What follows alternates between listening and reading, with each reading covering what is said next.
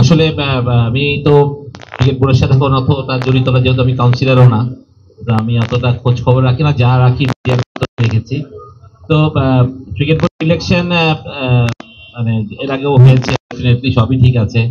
অনেক কথা হয় এই আগের বছর ইলেকশন গুলোকে নিয়েও, কিন্তু সবকিছুকে চাপিয়ে গেছে এবছর ইলেকশন। আসলে যখন দুটো প্রতিপক্ষ দাঁড়ালো বা অপোনেন্ট হলো, এখানে এরপরে জেলা পর্যায়ে যে কথাগুলো আপনি বললেন, এর আগে হয়তো বা যদি জেলা পর্যায়ে বা বিভাগীয় পর্যায়ে কেউ না দাঁড়ায়, তাহলে তার যদি কম্পিটিটর না থাকে সে ইলেক্টেড হবে, এটা তো খুবই স্বাভাবিক, এটা তো অস্বাভাবিক কিছু না। কিন্তু যদি এখানে জিনিসগুলাকে কিভাবে হয়েছে, যে যেটা বাবুভাই কিংবা মাসুদ ভাই বলছিলেন যে 17 তারিখে লাস্ট ডেট যেটা ছিল, তারপরে আপনি যেখানে কাউন্সিলরদের নাম চলে আসলো, তারপর প্রেসিডেন্ট এটা এখতিয়ারভুক্ত নাকি, এবং এখতিয়ারভুক্ত যদি হয়েও থাকে, সেটা 17 তারিখের পরে কেন চিঠি যাবে 18 তারিখে?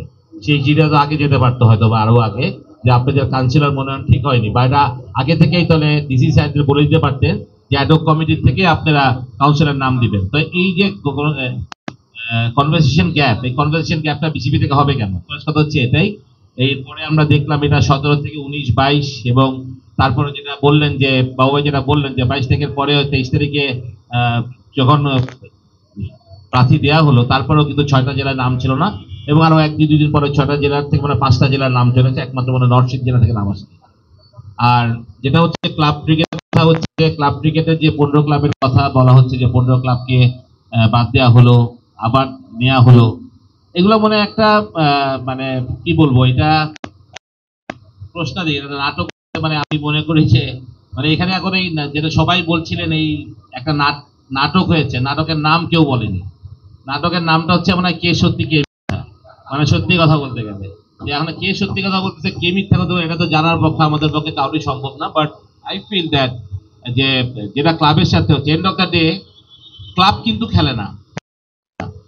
আপনি যে এতগুলা প্লেয়ারের রিজিকের ব্যাপার থাকবে, কারণ আজকে যারা এখানে সংগঠক আছেন, যারা ক্লাবগুলোকে চালান, তারা যদি আজকে ক্রিকেট বোর্ডের মানে কাউন্সিলরশিপ না থাকেন, ভোটের রাইটস না করতে পারেন, তাহলে তারা ক্লাবকে টাকা দেবে। মানে আমাদের তো আপনি জানেন, এটা তো আর এটা ইংল্যান্ডের ফুটবল টিম না যে ম্যানচেস্টার টিম, আমরা যে সেটা তো ভাই অর্থায়নে চলে, কারণ না কারণ।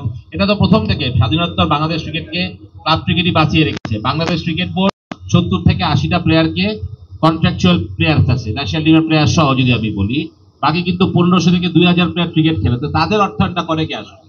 তা আপনি যদি ক্লাব পিছিয়ে লাগে নেবে, ক্লাবের আজকে যারা ডোনেট করছেন বা যারা ক্লাবের সাথে জড়িত আছেন, তারা যদি মুখ ফিরিয়ে নেন যে আমরা ক্লাবের সাথে, তাদের তো দরকার নেই। তাদের নিজেদের ব্যবসা আছে, তাদের নিজেদের বড় প্রতিষ্ঠান আছে, তারা তাদের মতো চলে যেতে পারবে। তারা না ক্লাবে না আসলে কি ক্ষতি হবে আসলে? আমাদের ক্ষতিটা হবে তো ক্রিকেটের, না ক্ষতিটা হবে তো প্লেয়ারদের। তো বাংলাদেশের যদি এখন আমরা টেস্ট প্লেইং নেশন হয়ে যদি আমরা এরকম একটা কাণ্ড, এরকম একটা হয় যে বারবার আমাদের ক্রিকেট বোর্ড মানে আদালতে যাবে, আদালত ডিসিশন দিবে, তাহলে এটা তো আসলেও আমাদের জন্য খুবই লজ্জাজনক। মানে স্বাধীনতা বাংলাদেশ যদি আপনি এত বছর ধরেন, তো আমি ওইটাই চাই।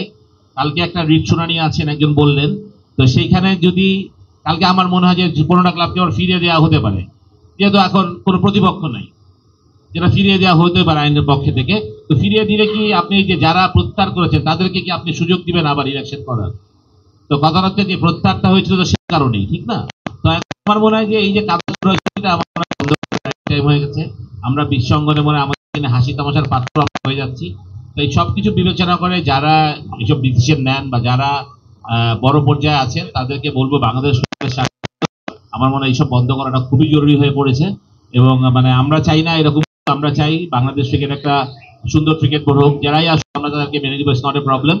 বাট ক্রিকেট যাতে এগিয়ে যায়, সেরকম লোক যাতে আসে, যারা ক্রিকেটের সাথে জড়িত ছিলেন তারা যাতে আসেন। কারণ এখানে যারাই বসে আছেন, এরা মনে হয় তাদের খুব ছোটবেলা থেকেই ক্রিকেটের সাথে জড়িত আছেন, বিভিন্ন ক্লাব থেকেই। তো সুতরাং আমি বলছি না যে সবাই এখানে থাকবে বা সবাইকেই রাখতে হবে, বাট আমার কথা হচ্ছে যে সঠিক মানুষটা যাতে ক্রিকেটে আসো। মানে যেমন আপনার একজন সিনেমা যিনি করেন, উনি কিন্তু সিনেমাই করেন, উনি কিন্তু গান গান না। যিনি গান গান উনি গানই গান। তো যারা ক্রিকেট নিয়ে কাজ করে তাদেরকে ক্রিকেটে থাকাটা উচিত। মানে ওই যে বলে না, মানে কি একটা ইয়ে আছে, শিশুরা মাতৃ করে, মানে বন্ধুরা বন্ধু সুন্দর শিশুরা মাতৃ করে। তো আমার মনে হয় ওই জিনিসটা আমার মনে হয় খুব ইম্পর্টেন্ট। তো এগুলো যদি ঠিক থাকে, বাংলাদেশ এগিয়ে দিকে যারা বসে আছেন তাদের নিশ্চয়ই সবাই অনেক বড় বড় ব্যবসায়ী, এখানে তাদের সময়ের মূল্য অনেক আছে, বা তারপরেও তারা এখানে আসছেন শুধু ক্লাবের জন্য, নিজের স্বার্থের জন্য না। সুতরাং আপনাদের এটা মনে রাখতে হবে, সবার আগে ক্রিকেট, সবার আগে ক্লাব, সবার আগে বাংলাদেশ। যদি এটা আমরা ভুলে যাই তাহলে আমরা এভাবে বারবার পিছিয়ে যাব। ধন্যবাদ সবাইকে।